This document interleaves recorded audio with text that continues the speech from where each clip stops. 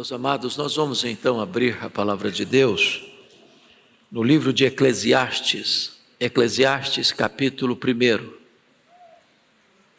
E faremos a leitura do verso 1 ao verso 11. Eclesiastes, capítulo 1, versos de 1 a 11.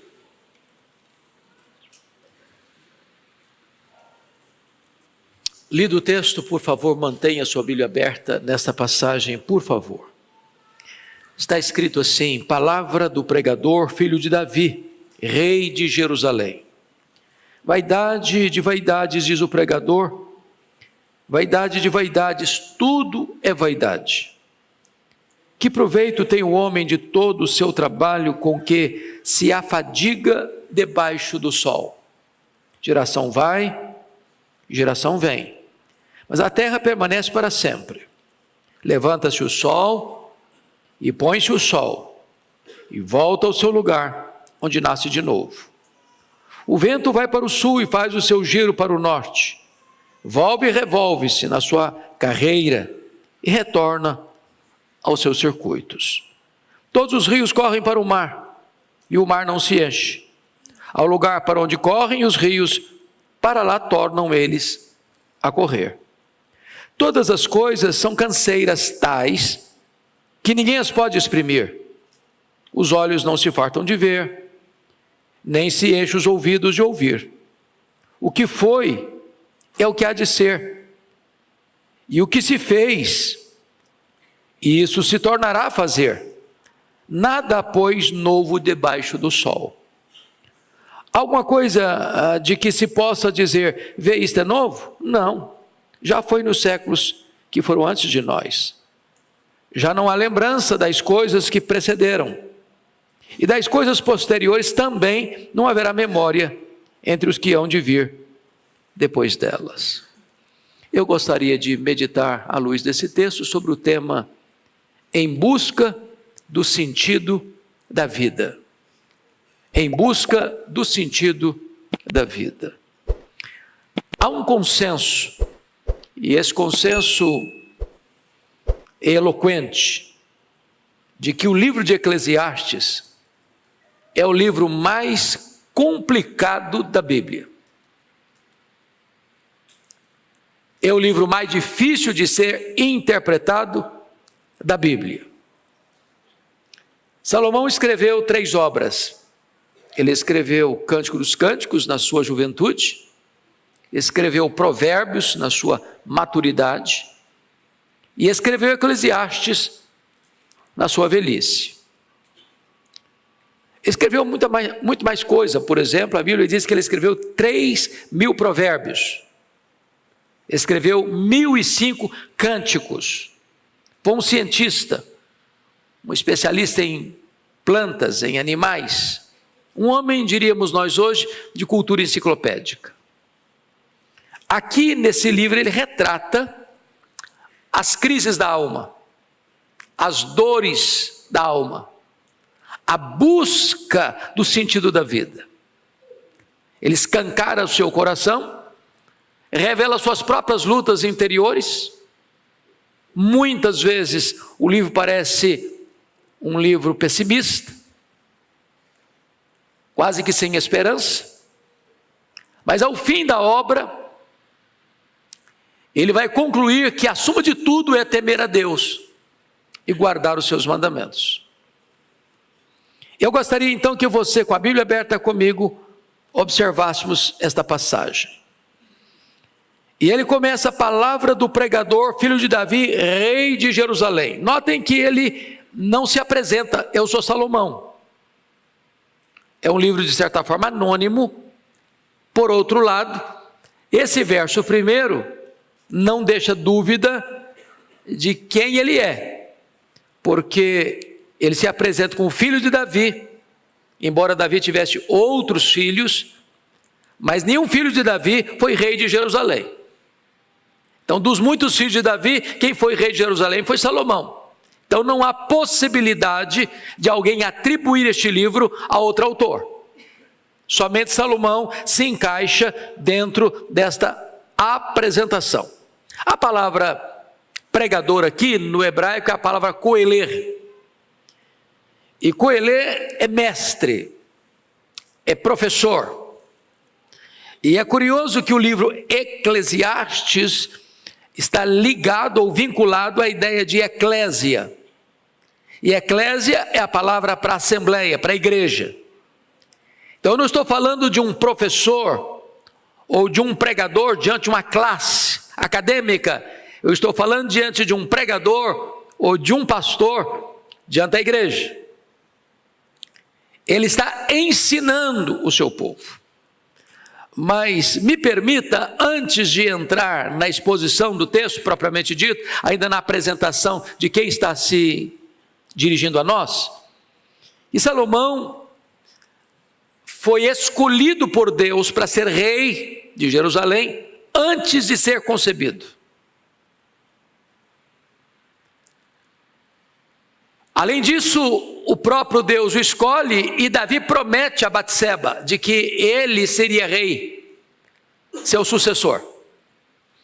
Vocês bem lembram do fato que, quando Davi já estava velho, doente, acamado, com um problema de hipotermia, um dos seus filhos, Adonias, resolve conspirar, usurpar o trono e se autodeclarar rei.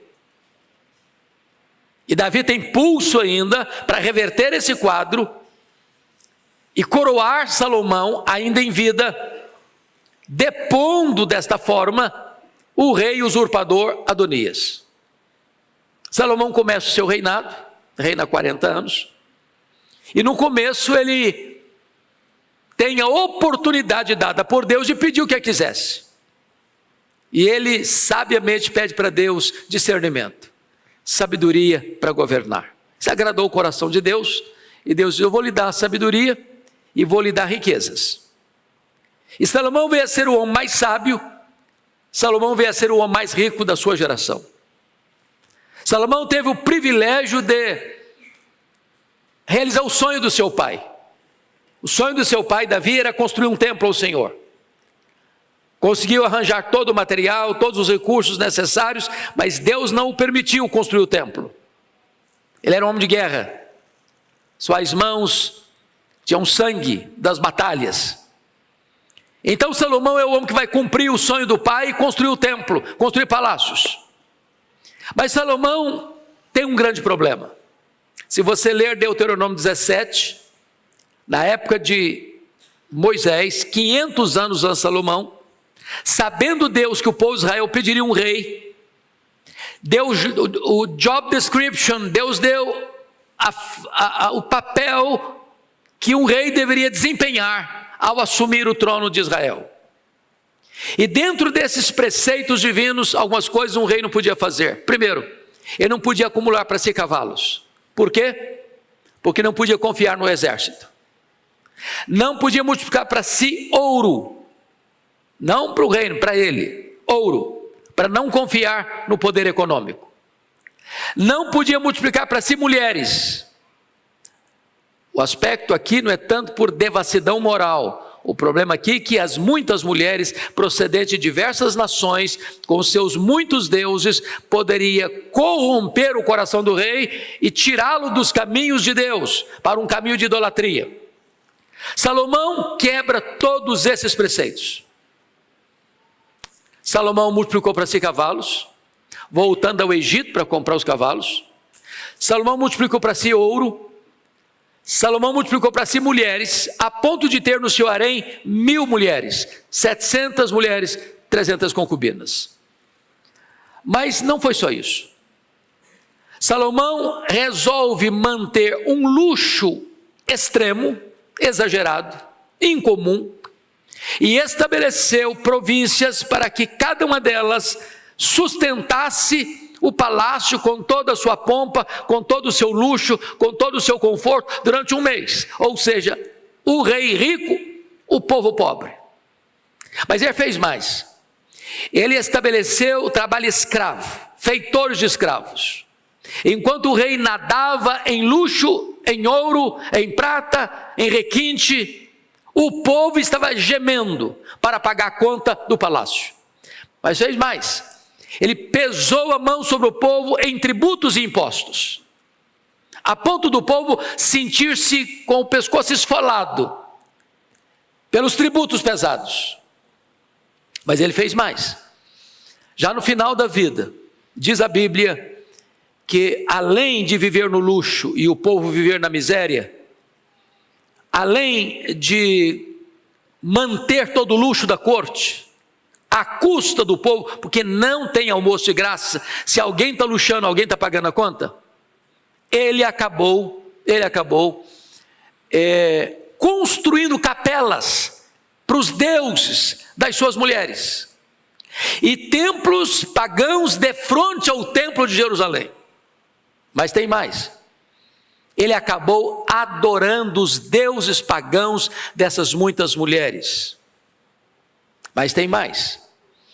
Quando a Bíblia retrata o desgosto de Deus com essa postura dele, dizendo que ia entregar o reino dele nas mãos de outro, e Deus deu o CPF da pessoa, vai ser Jeroboão, que era um feitor de escravo de Salomão. Ele persegue esse cidadão para matá-lo, e esse cidadão tem que fugir para o Egito. Mas finalmente, Salomão não faz corretamente o seu sucessor. Só tem 3 filhos de Salomão mencionados na Bíblia. Roboão era um deles, o sucessor de Salomão. Começou a governar com 41 anos, portanto o menino nasceu 1 ano antes do pai assumir o governo. Ou seja, o menino cresceu no luxo, cresceu no palácio, com seus coleguinhas, acostumado com luxo. Quando ele assume o governo, depois da morte de seu pai, no ano 931, o povo veio sob a liderança desse indivíduo, Jeroboão I, para pedir para ele: alivie os impostos, e nós vamos servir você, vamos ser leais a você. Ele insensatamente disse: não, o meu dedo mínimo vai ser mais grosso do que o braço do meu pai, eu vou castigar vocês ainda mais, vou pesar ainda mais a mão. E das 12 tribos, então 10 delas seguem a liderança cismática de Jeroboão I, e ficando apenas as 2 tribos, Benjamim e Judá, sob a dinastia de Davi. Nós estamos falando de um homem, portanto, que teve esses desvios, essas quedas, esses deslizes. E o livro de Eclesiastes, de certa forma, retrata toda essa angústia da alma desse homem que se desvia de Deus por tanto tempo, e só vai se voltar para o Senhor no final da sua vida. E possivelmente, e eu entendo assim, que o livro de Eclesiastes é um livro testemunhal. Ele está aqui na velhice, já no final da vida, depois que ele se volta para o Senhor, a suma de tudo é temer a Deus, guardar os seus mandamentos, e vai contando para nós as lutas que viveu, as angústias que viveu, as dores que viveu, as decepções que colheu, as frustrações que experimentou numa vida sem Deus. Então, com esse pano de fundo, vamos continuar a leitura do texto que nós lemos. Versículo 2. Veja você comigo o conceito secularista da vida. Leia o verso 2 comigo, por favor, vamos juntos. Vaidade de vaidades, diz o pregador, vaidade de vaidades, tudo é vaidade.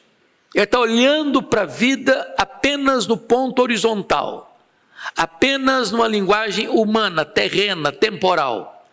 Ele não coloca Deus nessa avaliação. Ele está olhando para a vida debaixo do sol, numa perspectiva puramente humana, e ele vai reduzir tudo o quê? A vaidade. Quando ele diz vaidade, vaidade, isso é ênfase no hebraico, cântico dos cânticos, né? ênfase. Então é isso que ele está falando. E a palavra vaidade, rebel no hebraico, é sopro, é vento, é vapor, é vaidade. Ou seja, os projetos humanos fora de Deus são castelo de nuvens diante de uma tempestade de vento. É menos do que castelos de areia, é castelos de nuvens, não tem consistência. O homem bota a mão e ele tenta palpar e não encontra sentido na vida, no dinheiro, no sucesso, na fama, nos prazeres, nas conquistas. Tudo isso não dá sentido para ele viver.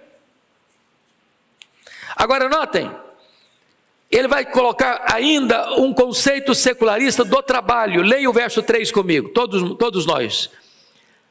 Que proveito tem o homem de todo o seu trabalho, com que se afadiga debaixo do sol? Então, veja bem, debaixo do sol. Ele está dizendo que trabalho produz o quê? Fadiga. Aliás, é consequência do pecado. Deus diz para Adão, olha, do suor do teu rosto, comerás o teu pão. Vai ter fadiga. A terra vai produzir cardos, abrolhos, espinhos. Você vai ganhar o pão, mas com muita luta, com muita fadiga. Agora a pergunta é, que proveito? Que proveito? Isso é um termo comercial, a palavra proveito aí. A vida não paga dividendos. O que ele está querendo dizer com isso, irmãos? É que o homem trabalha, economiza, junta um dinheirinho, compra uma casa, compra um carrinho, se tiver mais um pouquinho de dinheiro, compra uma casa melhor, e se tiver mais dinheiro, compra mais 2 casas, mais 3 casas, compra uma fazenda, compra um avião, compra um iate, compra isso, compra aquilo, e compra aquilo outro, compra aquilo outro. Ele não consegue usufruir tudo, e no dia que ele morrer, quanto ele vai levar disso? Nada. Trabalhou. Sabe quem vai usufruir? Quem não ralou. Quem não ralou. Já perceberam isso? Filhos criados em berço de ouro, via de regra não pegam no pesado? Quem trabalhou foram os avós, quem trabalhou foram os pais. Ele vai usufruir. Não custou nada para ele, ele não sabe quanto custou mesmo, não sabe quanto custa mesmo, e ele vai gastar e vai gastar. Aí Salomão está dizendo o seguinte, olha, é vaidade, porque eu me empenhei, eu ralei, eu esforcei, e daí? O que surgiu? O que sobrou? Sobrou nada. Sobrou um caixão de cedro, e mais nada. E mais nada, na perspectiva humana, debaixo do sol. Isso me lembra de um banqueiro brasileiro, riquíssimo, que morreu na pandemia, a Covid-19. E a filha, chorando no funeral, disse uma frase lapidar. O mais terrível de tudo, meu pai sendo um homem bilionário, morreu por falta daquilo que é de graça, o ar nos seus pulmões. O que o homem leva? Nada. Bom, mas agora ele vai fazer uma outra análise da mesmice das gerações andando em círculo. Olha o verso 4 comigo, leia o 4, toda a igreja. Geração vai, geração vem, mas a terra permanece para sempre. Então para com geração vai, geração vem. Geração lá do Egito, dos faraós, geração da Síria, do Sargão II, do Senaqueribe, geração lá da Babilônia, do Nabucodonosor, a geração lá da Pérsia, do Dario o Grande, a geração dos gregos com Alexandre, geração dos imperadores romanos, dos Césares, as gerações vão passando, geração em geração, mas o que está acontecendo? As mesmas lutas, os mesmos problemas, as mesmas angústias, os mesmos dramas, os mesmos pecados, os mesmos anseios, as mesmas guerras. Nós estamos estudando aqui na Escola Dominical, livro de Amós. Você lê Amós hoje, você está fazendo uma radiografia da sociedade brasileira, da sociedade americana, da sociedade europeia. Os homens, irmãos, mudou a tecnologia. Nós somos a geração da internet. Nós somos a geração da propulsão a jato. Nós somos a geração que explora o espaço. Nós somos a geração da cirurgia robótica. Nós somos a geração que empacota na cabeça de um alfinete os dados genéticos dos mais de 8 bilhões de habitantes. Mas nós somos as gerações com os mesmos problemas de 2000 anos. Geração vai, geração vem. A terra está aqui. Os problemas são os mesmos. Os mesmos. É uma mesmice só, mudou nada. Agora ele vai dizer que essa mesmice não é só no ser humano, não. Essa mesmice está aí na natureza. E ele vai explicar. Olha comigo o verso 5. Leia o 5 comigo. Levanta-se o sol e põe-se o sol. E volta ao seu lugar onde nasce de novo. Ele está falando não cientificamente, ele está falando aquilo que nós falamos todo dia: o sol nasce, o sol se põe. Não é a linguagem nossa? Embora a gente sabe que a terra que gira, mas na nossa cabeça, na nossa linguagem, é o sol que está andando. E o sol vai de onde para onde? Vai do leste para o oeste. Nasce no leste, se põe no oeste. Amanhã vai fazer o quê? Vai nascer no leste e vai se pôr no oeste. E depois de amanhã vai fazer o quê? Vai nascer no leste, vai se pôr no oeste. E na semana que vem vai fazer o quê? Nascer no leste, se pôr no oeste. E no mês que vem vai fazer o quê? A mesma coisa. E na próxima década, a mesma coisa. E no próximo século, a mesma coisa. No próximo milênio, a mesma coisa. Não tem progresso.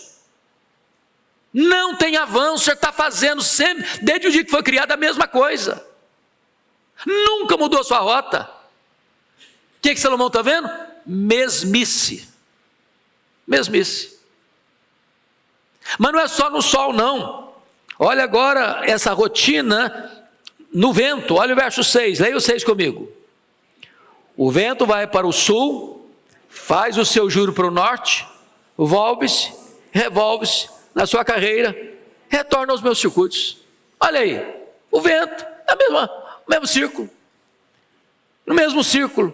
Ele vai para o sul, faz seu giro no norte, ele volve, revolve-se, volta para o mesmo circuito. Desde quando? Desde o começo da criação.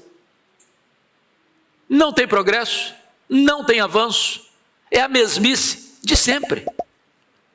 Ele está olhando para uma visão tão pessimista da criação, que a crise dele ecoa na natureza, e a mesmice da natureza reverbera dentro dele.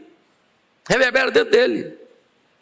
Mas não é só também o sol e o vento, não. Ele vai dizer que os rios estão na mesma situação. Leia o verso 7 comigo, por favor, todos nós. Todos os rios correm para o mar.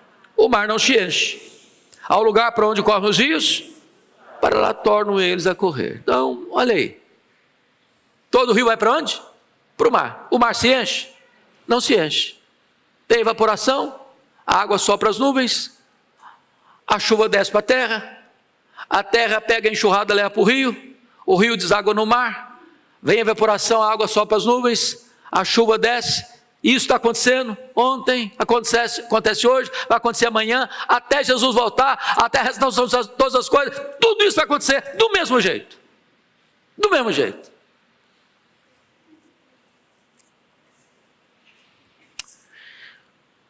Se nós tirarmos Deus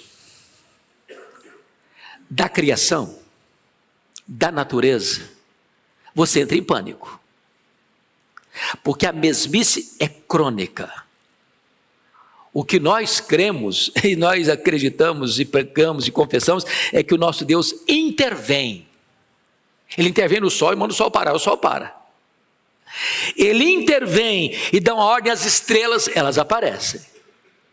Ele intervém e faz o mar abrir, o mar abre. Ele intervém e faz chover ou faz cessar a chuva e ele faz a coisa acontecer.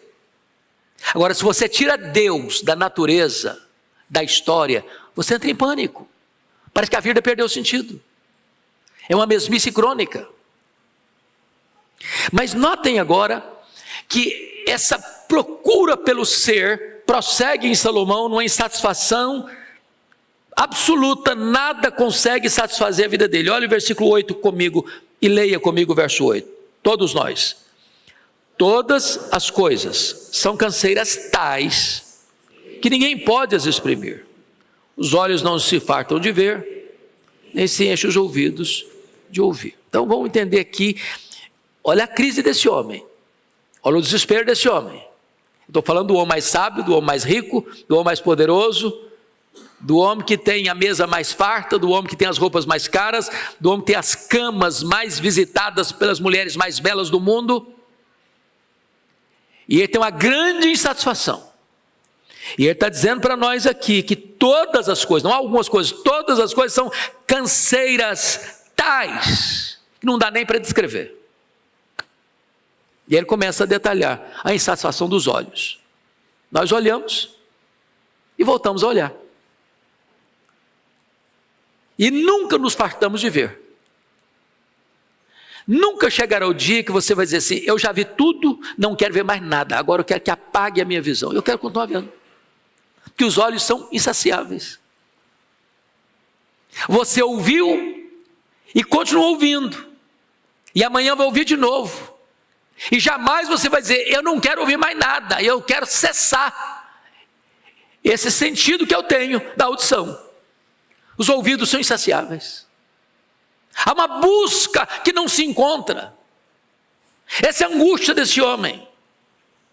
Mas mais do que isso, ele começa a perceber que há uma repetição da história e nada é novo na história ao redor dele. Ele está encurralado pela falta de sentido da vida, se olha a vida apenas debaixo do sol, na perspectiva horizontal, humana, terrena, temporal. Confira comigo o verso 9 e 10. Leia o 9 e 10 comigo, por favor. Vamos juntos. O que foi é o que há de ser, e o que se fez se tornará a fazer. Nada há, pois, novo debaixo do sol. Verso 10. Alguma coisa de que se possa dizer: vê, isto é novo? Não. Já foi nos séculos que foram antes de nós. Então vamos entender isso aqui. Ele está dizendo que não há novidade. O que está acontecendo hoje? O que aconteceu na época dele, 1000 anos antes de Cristo, 3.000 anos de nós. Então, o que acontece? Nascimento e morte. O que acontece?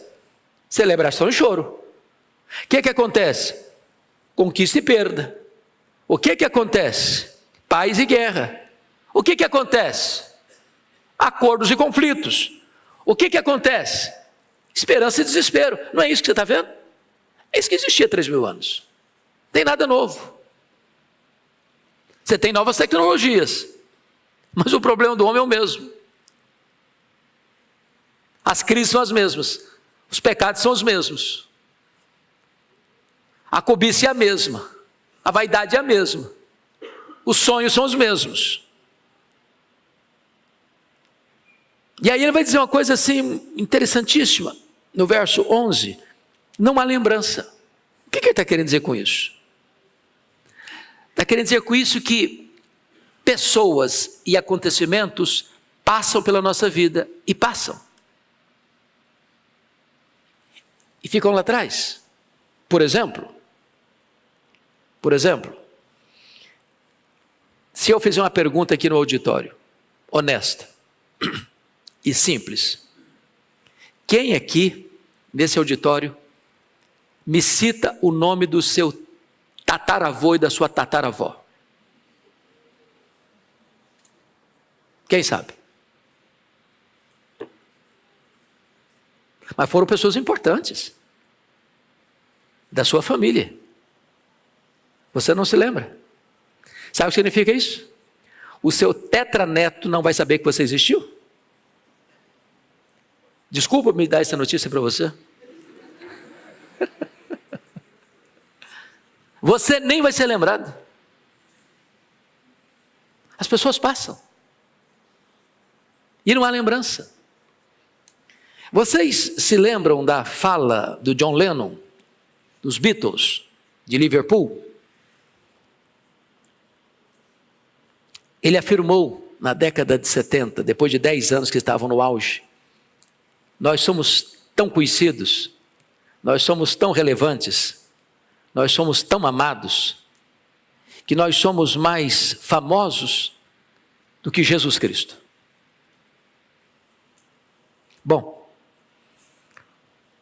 John Lennon foi assassinado em 1980 por Mark David Chapman.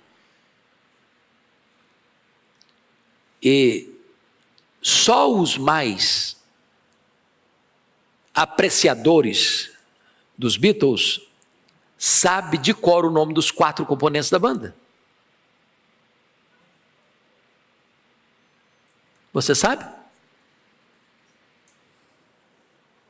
Bom, John Lennon, Paul McCartney, George Harrison, Ringo Starr. Eu sei porque eu tomei nota. Também não sabia.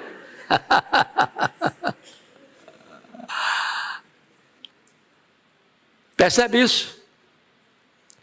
Sinto muito dizer que sua fama dura uma geração, duas. Na quarta ninguém vai lembrar mais. Ele está desesperado com essa realidade. Bom, me permita agora fazer uma aplicação. Se eu parasse aqui, falei, puxa vida, então é desesperador, não? Você, numa segunda-feira, sair de casa, pegar o trânsito de São Paulo, nem ter passado em casa para tomar uma sopinha de feijão, para escutar isso, quer dizer que não tem sentido mesmo, a vida não faz sentido mesmo, esse vazio mesmo, essa vaidade toda mesmo. E eu quero dizer para você que o segredo para interpretar esse texto está no versículo 3.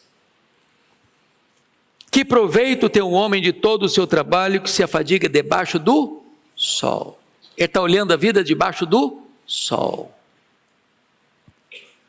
Sabe por que tem tanta gente hoje pulando do prédio, se esborrachando no asfalto?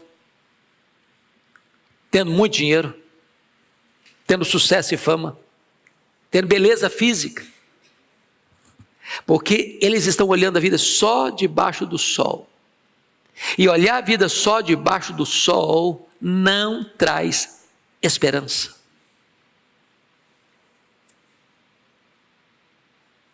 Pode ter dinheiro.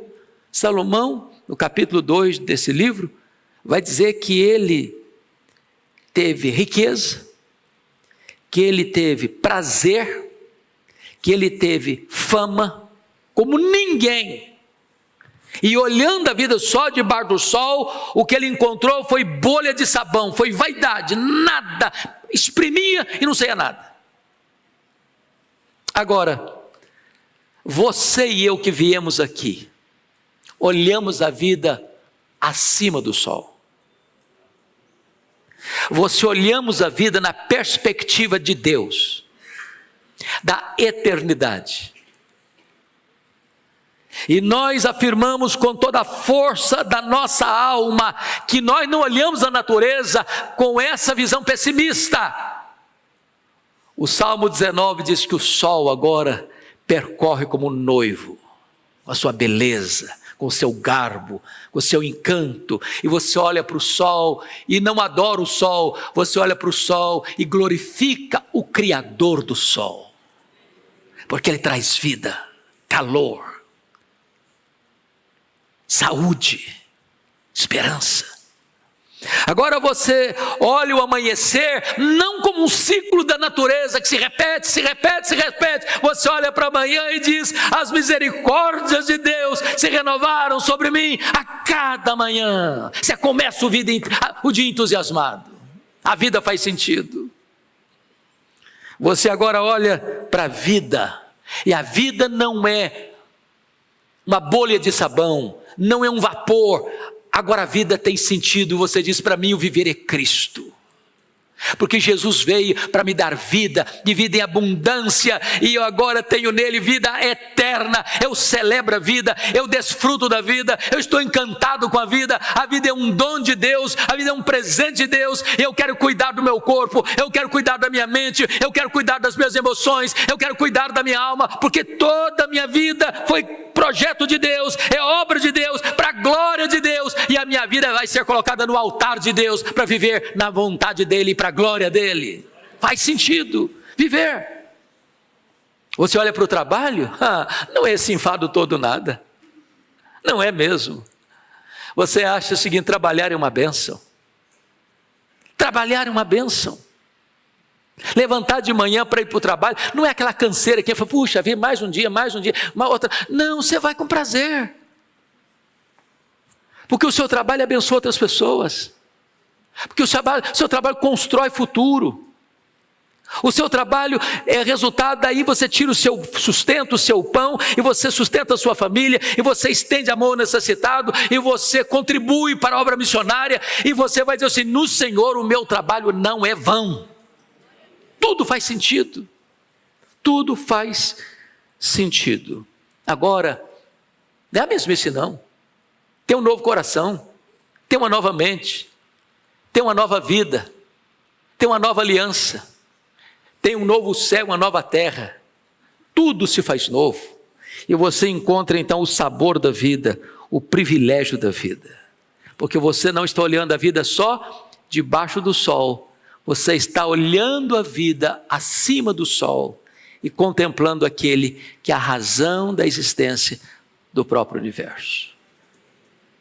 Em busca de sentido da vida. Não encontra esse sentido nas coisas.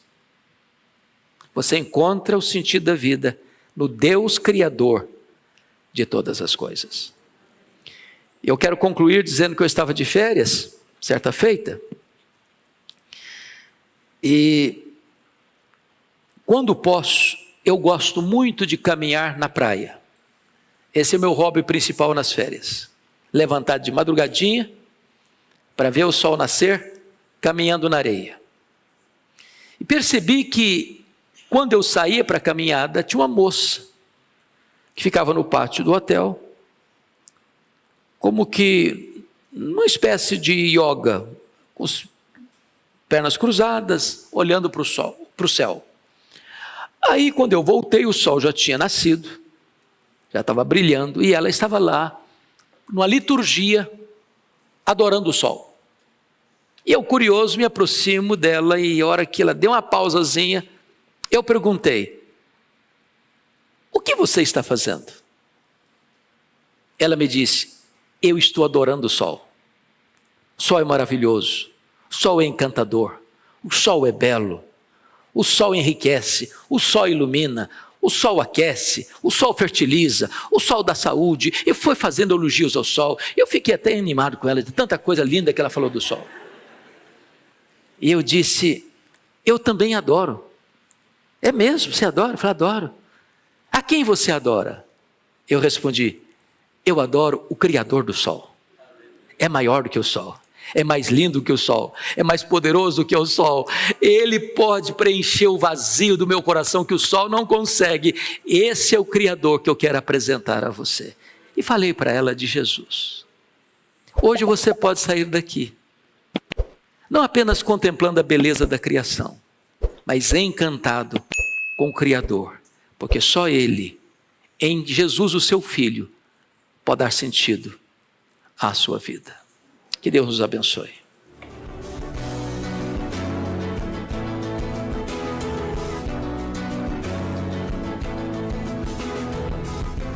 Palavra da Verdade, com Hernandes Dias Lopes.